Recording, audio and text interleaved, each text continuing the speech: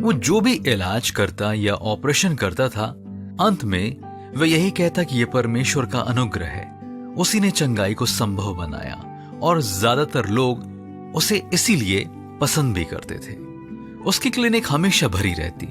एक दिन एक नास्तिक उसके पास आया और उसने पूछा, डॉक्टर, आपने MBBS की पढ़ाई की है, लेकिन क्या आपको खुद पर भरोसा नहीं है? डॉक्टर ने जवाब दिया, मुझे खुद पर भरोसा है, लेकिन अंततः परमेश्वर के अनुग्रह के बिना मैं कुछ नहीं कर सकता। उस नास्तिक ने कहा, आप कहते हो परमेश्वर का अनुग्रह, पर क्या आपने उसे देखा है, सुना है, सूंघा है या महसूस किया है? इसके जवाब में डॉक्टर ने कहा, नहीं।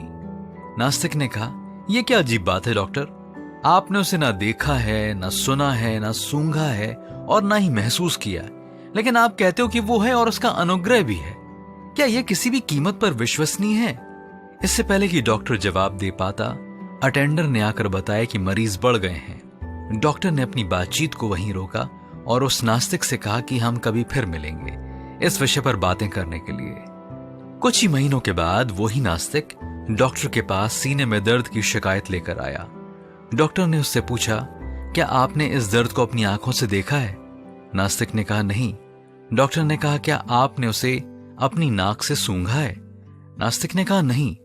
डॉक्टर ने कहा, अगर आपने इसे नहीं देखा, सूंघा नहीं है, तो कैसे कह सकते हैं आप कि यह दिल की कोई बीमारी है? अब वो नास्तिक सोच में पड़ गया कि डॉक्टर को क्या जवाब दे। परमेश्वर ने अतीत को देखा है, वो सब कुछ जानता है।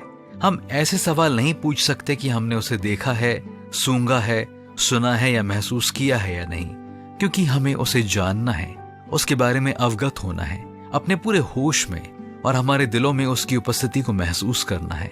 हाँ मित्रों, यूहन्ना 4 अध्याय 24वीं आयत में परमेश्वर आत्मा है और अवश्य है कि उसकी आराधना करने वाले आत्मा और सच्चाई से उसकी आराधना करें।